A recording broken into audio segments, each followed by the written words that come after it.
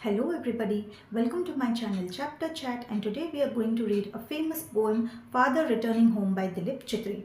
So those who are watching the video, please do subscribe my channel. So let's start. So this particular poem Father Returning Home is a very famous poem by Dilip Chitri, who was born on 17 December 1938 and he died on 10 December 2009. So this particular poem is written in free verse and it is a true incident. यहाँ पे poet जो हैं Dilip Chitre was an important Indian poet and a critic after the post independence era. तो इस poet में वो अपने father के बारे में डिस्कस कर रहे हैं कि पोइट के फादर जो हैं पुरुषोत्तम चित्री, वो जब बड़ौदा से मुंबई आए थे 1957 में, वहाँ पे उनको क्या क्या स्ट्रगल करनी पड़ी थी। He was a middle class man और उनके पास ज़्यादा पैसे नहीं थे और उन कम चीज़ों में उन्होंने लाइफ में कैसे स्ट्रगल किया, कैसे सर्वाइव किया and what was his condition, इस पोएम में पोइट हमें बताते हैं। So let's start the poem. My father travels on the late evening train. तो पोइट यहाँ पे दिलीप चित्री वो अपने फादर के बारे में बता रहे हैं, पुरुषोत्तम चित्री के बारे में, कि my father travels on the late evening train. उनके फादर जो लेट इवनिंग में जो ट्रेन आ रही थी उसमें वो आ रही थी। वो इससे हमें क्या पता चलता है कि उसके फादर जो यूजुअल टाइम होता है उससे और ज़्यादा लेट तक वो काम कर रहे थे। Standing among silent commuters in the yellow light. So he was standing there between all the commuters. जो पैसेंजर्स थे उनके साथ वो खड़े थे और वो बिल्कुल चुपचाप उस ट्रेन में खड़े थे। Suburbs slide past his unseeing eyes. तो सबर्ब पास मीन्स जब वो ट्रेन में बैठे थे, ट्रेन चल रही थी, तो आप साइड में देखोगे जितनी भी सारी चीज़ें हैं वो बैकवर्ड्स वो पास होती जाती हैं। तो जितने सारे सबर्ब्स थे वहाँ पे वो सारे पास हो के जा रहे थे और पोइट के फादर को उन सब चीज़ों में कोई इंटरेस्ट नहीं था। वो बाहर देख नहीं रहे थे, उनको उन बाहर खिड़की से झांक के देखने में उनको कोई भी इंटरेस्ट नहीं था। His shirts and pants are soggy and his black raincoat stained with mud. So his shirts and pants are soggy. जो उनके शर्ट और पैंट थी वो पूरा सॉगी हो गया था, मीन्स वो भीग गए थे। And his black raincoat stained with mud. और उन्होंने जो रेनकोट पहनी थी, ब्लैक रेनकोट, उसमें भी मड के स्टेन्स लगे हुए थे। And his bag stuffed with books in falling apart. और उन्होंने जो बैग पकड़ा हुआ था उस बैग में बहुत सारे बुक्स थे और वो इतना फुल हो चुका था उनका बैग कि वो बैग कभी भी फट सकता था। और उनका बैग बहुत नया नहीं था, जिससे हमें पता चलता है कि वो एक मिडिल क्लास फैमिली को बिलोंग करते थे, जिनके पास बहुत पैसा नहीं था कि वो उनके लिए बहुत सारी नई चीज़ें खरीद सकें।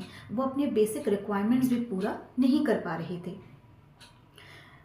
His eyes dimmed by age। और उनकी आँखें जो थी वो उनकी आँखों से पता चल रहा था कि वो कितना थके हुए थे, वो काम कर करके कितने थक गए थे। Fade homeward through his humid monsoon night। सो जैसे ही वो उनका ऐसे लग रहा था मानो वो काम करके बहुत थक चुके हैं और वो बस अपने घर जाना चाहते हैं, वो घर पे आराम करना चाहते हैं, घर पहुँच के आराम करना चाहते हैं। How can I see him getting off the train? Like a word dropped from a long sentence. So here the poet says, how can I see him getting off the train?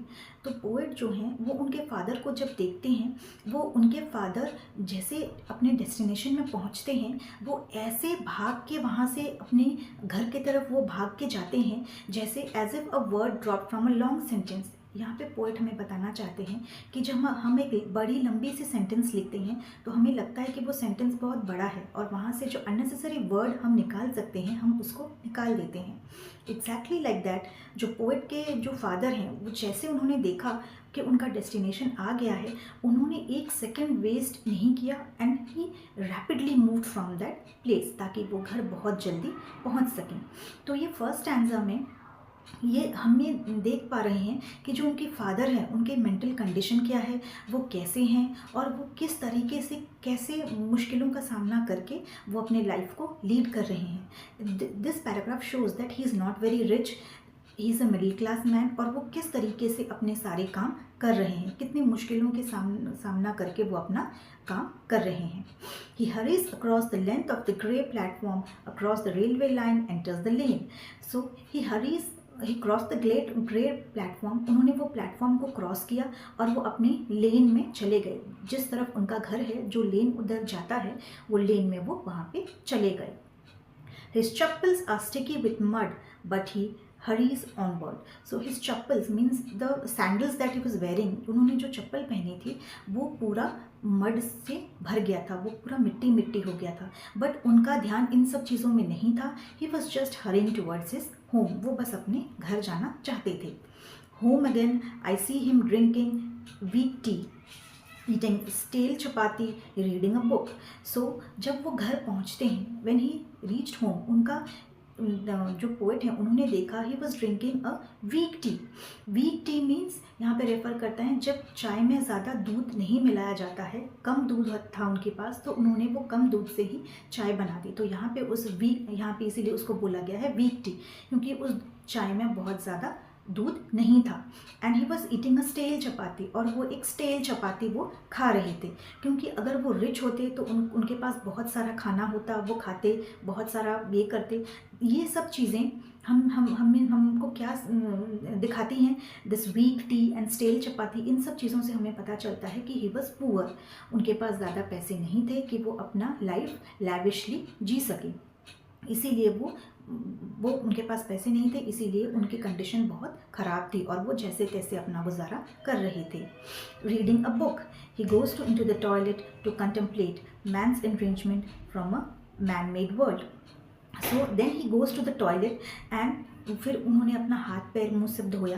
And man estrangement from a man made world, तो इसमें दिखाता है कि that man he was alone in this world. वो देखते हैं कि वो इंसान जो है वो कितना अलोन है, वो किसी से खुल के बात नहीं कर पा रहे हैं, अपने प्रॉब्लम शेयर नहीं कर पा रहे हैं, और वो कितनी तकलीफ़ में है। ऐसा लग रहा है कि वो इस सराउंडिंग में, इस सिचुएशन में, जहाँ जिस एनवायरनमेंट में वो हैं वहाँ पे वो खुश नहीं हैं।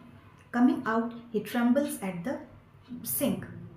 सो उनके हाथ जो हैं वो जब वो पानी को छूते हैं तो उनके हाथ वो शेक कर रहे हैं, उनके हाथ। The cold water running over his brown hands. So the cold water, जब उन्होंने सिंक में हैंड वॉश किया तो उनके जो ब्राउन हैंड्स में, बेसिकली इंडियंस गोरे नहीं होते हैं, they are usually whitish in colour. उनका हाथ जो होता है वो व्हीटिश कलर में होता है या ब्राउन कलर में होता है। तो वो पानी जब उनके हाथ में गिरा, जब उन्होंने हाथ धोने के लिए सिंक में गए, तो a few drops cling into the greying hairs on his wrist. तो जब कुछ पानी की कुछ बूंदें उनके रिस्ट में रह गई थी, a few droplets of water उनके रिस्ट में रह गई थी। His sullen children have often refused to share. Sullen means जो उनके बच्चे हैं वो उनके फादर से कुछ ज़्यादा शेयर नहीं करते थे, ना उनसे वो बातें करते थे, ना उनके दिन में क्या क्या हुआ, उन्होंने क्या क्या किया, वो अपने फादर के साथ शेयर नहीं करते थे। वो बच्चे अपने में ही रहते थे। वो उनके फादर को कुछ भी बोलना, उनके साथ कुछ शेयर करना उनको अच्छा नहीं लगता था। The children didn't want to share anything with the father. Jokes and secrets with him, he will now go to sleep. ना उनके बच्चे उनके साथ कोई जोक शेयर करते थे, ना उनके बच्चे उनके साथ कोई सीक्रेट शेयर करते थे कि उनके लाइफ में क्या हुआ है, क्या नहीं हुआ है। ये सब चीज़ें वो बच्चे उन फादर के साथ कुछ भी शेयर नहीं करते थे। फिर then what will the father do? He will go to sleep, listening to his static on the radio and dreaming of his ancestors and grandchildren. तो यहाँ पे वो फादर वो क्या करेंगे? When the children are not talking, he is very tired after the day long's work. So वो क्या करते हैं? He will go to sleep, listening to the static on the radio. उनका जो रेडियो है वहाँ पे वो स्टैटिक कुछ न्यूज़ या कुछ स्टैटिस्टिक्स कुछ जो भी होगा, he will listen to those things. वो इंटरेस्टेड नहीं है इन चीज़ों को करने में, but still for some time, जब तक उनको नींद आएगा वो ये सब चीज़ें करेंगे। And he will go to sleep and he will dream and what he will dream about his ancestors and grandchildren. वो अपने पूर्वज, जो उनके पूर्वज थे वो कैसे थे उनके बारे में वो ड्रीम करेंगे, या फिर उनके ग्रैंडचिल्ड्रन अगर होंगे फ्यूचर में वो कैसे होंगे। उनके बच्चे तो उनके साथ कुछ भी शेयर नहीं करते, लेकिन वो चाहते हैं कि जो उनके ग्रैंडचिल्ड्रन हों वो बहुत अच्छे हों और वो उनके साथ बहुत सारी चीज़ें शेयर करें। जो प्लेजर उनको अपने बच्चों से नहीं मिली है वो चाहते हैं कि वो सारी प्लेजर उनको अपने ग्रैंडचिल्ड्रन से मिले। Thinking of nomads entering a सब कॉन्टिनेंट थ्रू अ नैरो पास, या फिर वो ये सोचेंगे how the thinking of it loneliness means वो इस लोनलीनेस के बारे में सोचते सोचते ही वुड उनके एंसेस्टर्स के बारे में पूछेंगे, सोचेंगे कि उनके एंसेस्टर्स जो थे वो कैसे नोमैड्स की तरह एक जगह से दूसरी जगह घूमते थे और लाइफ का एक्सपीरियंस लेते थे, और उस चीज़ में वो कैसे खुश थे. They were moving from one place to another but still they were happy in that place. So this is the end of the poem. ये पोएम का दिस इज़ द एंड. और इस पोएम में पोएट हमें ये बता रहे हैं कि एक मिडिल एज्ड मैन जो बहुत रिच नहीं है, वो बहुत but he still struggling in his life, वो अपने लाइफ में स्ट्रगल कर रहे हैं और वो सारी चीज़ें उनसे जितना भी हो सके he is working over time करके उनको जितना भी हो सके वो अपने बच्चों को देने की कोशिश कर रहे हैं. He is not very friendly, कोई उनसे बात करने के लिए नहीं है, वो एनवायरनमेंट में वो नए हैं, and he is struggling all whatever he can do for his children. वो इतना स्ट्रगल कर रहे हैं ताकि उनके बच्चे उनके बच्चों को प्रोवाइड कर सकें, उनके बच्चे खुश रहें, और उनसे जितना भी हो सकता था वो कर रहे हैं. So this is the end. I hope you like the poem, and those who are new to my channel, please do subscribe my channel. Thank you.